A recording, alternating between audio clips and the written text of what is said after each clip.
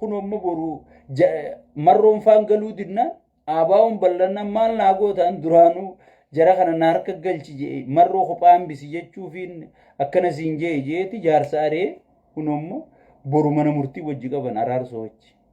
Araarsoo duraan namni hundi silkii jalaa kaasuu didee yaa ijoollee teenya waanatti ergaa jee biyya alaa sanaa waatti bubuufnu hunoo makiinaan dhufanii fuudhaniiti aboo isaan na deemtan mana murtii deemta kaa maali Daawit Ibsaa akkasas takaa jee.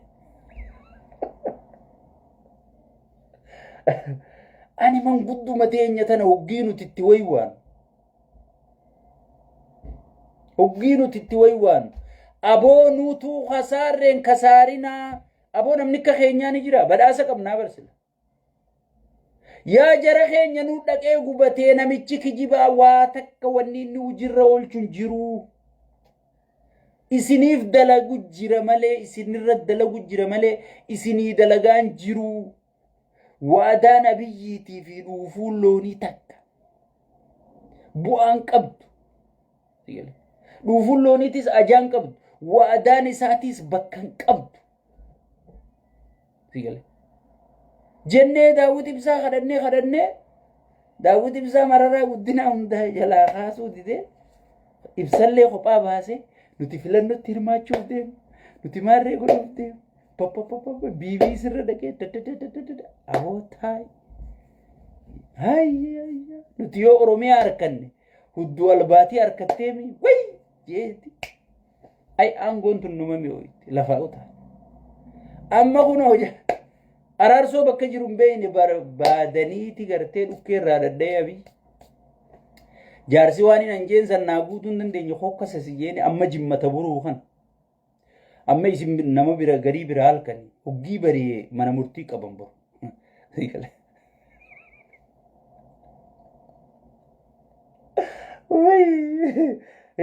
Nama keenya kanatti faarsee bulaas akkanumatti itti iyyaan. Faarsee bulaan karaan kee haruma daawwii kana. Abbootii qabeenyaa irratti agartee Oromoorra roorrisu jirtu qaallicha kana faarsu jiru wallaahi karaan kee kana. Amma maallaqa wayii baafachuu dandeessanii Oromotti ni mujeetu baadhu sega.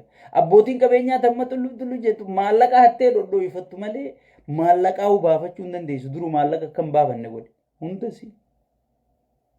Zigale. Amma maallaqaa baafachuu isin dhoorkeemi. Zigale. Ni eeydan booda. Lubbuu teessan akkachi keessaan baafannee tutti aanaa. Zigale. Faarsee bulaanis sanuma. Sheekotiin manzaraa ta'arra gartee Oromoo sagalee ta'uu diddee ummata isin qaraasise ummata qaariyaa isaanii nyaattanii qaraatan ummata sheerii fi laayikiidhaan isin jalaa fuudhee footoo teessan akka isin beekamtan isin godhe kadhumu jiru ka gudeedamu jiruuf sagalee ta'uu diddanii abiyyiin nutti aara jettanii isan aarsinu jettanii isaaf jecha arra ummata keessanii sagalee ta'uu didda wallaahi ammaa isin diigu jiraami duru garee Ahmaddiin Jabalii fi garee muftii jeemmaa garee lama uumeemi isinitti sigale ni eeydan dhumatee isan akka inni isin godhu ta'a xaaqatumaan kuttan sigale achii booda isinitti iyyuu turree ummata Oromootti illee harka kennachuu hin dandeessanii jechuudha. Ummata muslimatti illee harka kennachuun ni ulfaatti jechuudha. Maaliif guyyaa ummanni gudeedamne jetteerre guyyaa ummanni ajjeefamuun ajjeefamne jetteeni koriidarii irra faarsitire dirgimbillichi irra faarsitire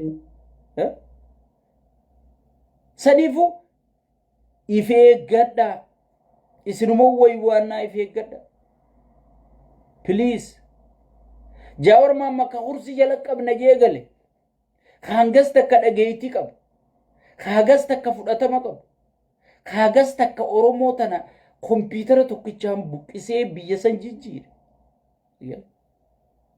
Kitaaba tokko eebbifachuu dhoorkee kitaaba isaa imbaasiin jalaa hachisiise biyya galchee koppii gurguree jedhu. Akka namni orjinaala kitaaba isaan bitan. Aboo namni kun nama gaafaanaan dhageeytiin qabne gaafanarra humna qabu. Gaafa qeeroo harkaa qabu gaafa biyya harkaa qabu yaaboo nama gartee mee Oromootu qabate jaaniiti ni laalla jedhee gartee waan ifi itti laffa dabarsee naa kenne yaaboo namni kun kitaabuma kana haa gurguratuun isa bira hin jirtu. Sigale. Namni inni irratti xiyyeeffatu faras nama isaaf gatii kafale. Ani tana firrattiin arge. Himina himaan jiru firrattiin arge. Seenaa dubbachaa jiru firrattiin arge. Arra diinni tokkoffaan biyya sanii nuyi.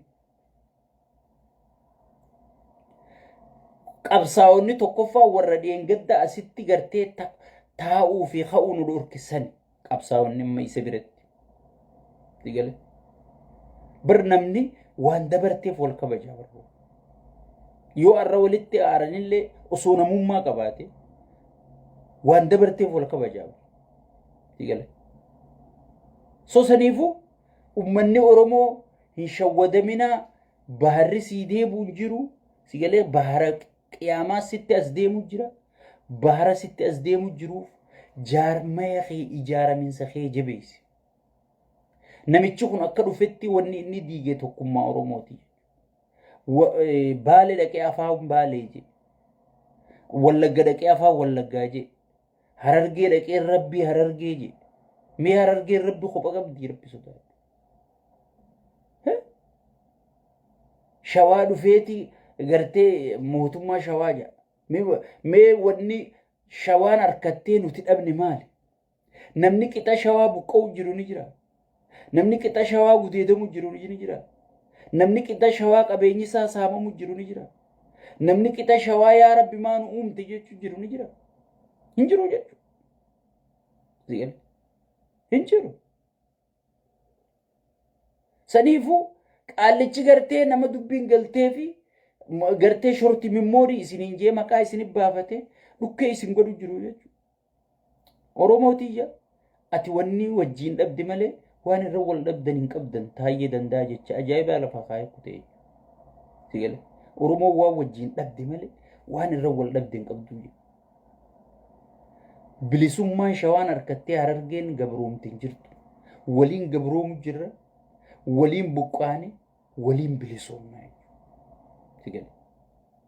Arra gartee durriyyeen gaangistara ijaarattee gaangistarri naannoo sanii dhalate hattuun gosaas hin qabdu naannoo sin qabdu.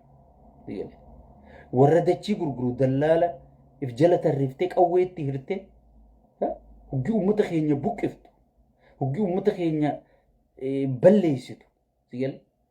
Kan naafi ati dura dhaabbachuu qabnu yeroon isaa tokkummaa keenya jabeeffannee dura dhaabbachuu qabnu yeroon isaa ammaa. Diinni Abiyyi guddaa waraana birgeedii meeqa kasosoorra tokkummaa saba kanaati. Arra uummanni keenya Harargeefaan waan inni keessa jiru azaaba addunyaa keessa jira. Namni guutuun hidhaanidhaa jira. Dachii hangan takkaa tan ijoollee 10 irra guddisurra gibira meeqa itti fidanii jechuudha. Yoo hoskii xiqqoo takka bantee gibira 200 300 maallaqaati gurraan dhaga'u malee takkaa harkaan lakkooyitee hin beeku. Yoo manaama fa'aan lakkooyitee hin beeku malee zaahiraan akka lakkooyitee hin beekne kana gibira ijatiyyaan aman qarshii 30 moo 300 jeen qarshii 300 moo 30 jeen haga namni amanuu dadhabutti. Sigale. Amma gana arra durallee isiniin jee ganaa yoo jaartii lama qabaatte mana jaartii irra ciiftu sana siree isin irra ciiftu irraa gibira baasuu ta'e isaan siin jee. Ganaa si baay'isiisu ta'a. Uummanni keenya irra killee lukkurraa gibira kafalu jira. Lukkurraa gibira kafalu jira. Burtukaana kana hangatti akka yoo qabatte kantiibaa magaalaa si jala dhaabbata. Burtukaana kana ni gurgurree bara. Irraa gibira as kenni siin jee. Re'ee takka yoo qabdee harkiftee magaalaa geessite sirraa bitamtee dhiiftee dhimma isaaniiti miti. Duru ka gurguratu ashuura ka bitatu ashuura kafalaa kan nuti beeknu. Amma sirraa bitamtee tasaatii miti. Hoggii geessite as kenni siin jaa. Maali qotteesiiti. Akkami jaldaaba keessa dhaabbatti. Dachiin tun teenya akkamitti irra dhaabbatti. Ka bitatu ni kafala. Ka fidees gurguratee dhiisee dhimma isaaniiti miti ni kafala. Yoo gabaatti aantu deebiftes numa kafalta gabaa dabarteen kafaleen hin jirtu. So akkana caasaa saamichaa kana diriirfatee uummata keenya saamu jira. Saniifuu hayyoonni keenyaa fi beeytonni keenya hifanne osoon hin jenne akka nuti osoon hifanne hin jenne uummata keenyaa qabsaa'u jiru kana gabbaatanii ummata keessan baraaruun yeroon isaa ammaa jechuudha. Yeroon isaa amma. No question.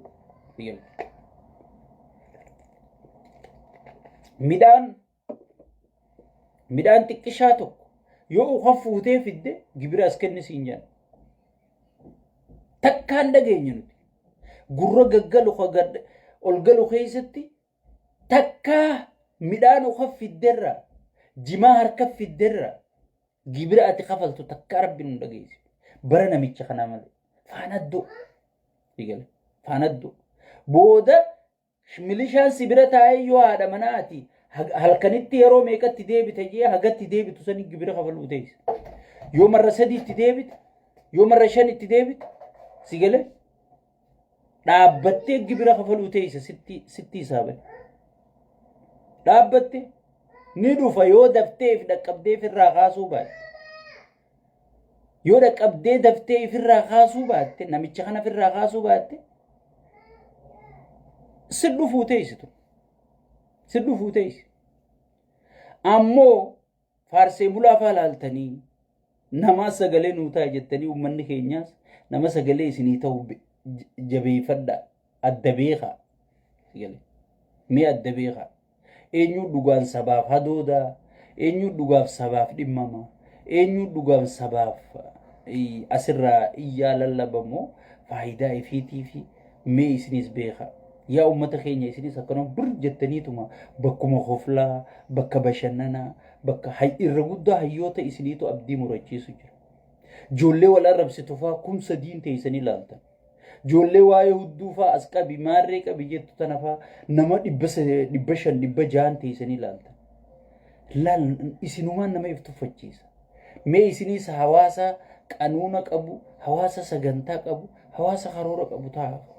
Si galee. Hawaasa gaafii fi tarreeffatee gaafachuu beeku ta'a. Hawaasa wanni nuti dubbannu kun galeef ta'a. Galeef ta'a. Yoo tana ta'uu baatte wanni Oromootti as deemaa very dangerous. Very dangerous. Qaallichimmaas namni kun dhumee wal fixee maal ta'e irran kaane dhimma isaa yoo balbala isaa duratti nama ajjeesanii ichi balbala inni gabbahuun dura kaan irraan tarkaanfatee deema malee nama gartee namni hummaa du'ee. Namni hummaa du'ee, namni hummaa akkana tahee, namni hummaal tahee jee nama yaaduu. Saniifuu yaa uummata keenya jabaadhaa. An baay'een isin jaaladha. Baay'een isin kabajaa. Kanumaan isiniin jechuu dhufe har'ahi sagalee teessan jabeeffadhaa. Nama sagalee isinii ta'u cinaa dhaabbadhaa. Warroottan amma dhimma dirra dhawaatiin gad dhufee maaliin gad dhufee akka gartee waan Oromoo yaaduu fakkaatee ajandaa PP lafa qabsiisuu deemu kana ifirraa eega. Gaafiin Oromoo takka takkaan lakkaawamteeti akka kitaaba Quraanaa lafa taa'u jirti. Namni gaafii Oromoo deebisuu dadhabe barbaade. Dirra dhawaan dura akkana turte hin deebiin hin kennamtu. Dirra dhawaan ta'a Oromooti jedhanii jala muranii Oromoof deebii kennanii jechuudha. Nuti gartee nama shiroodhaan sabaa sablammiillee waliin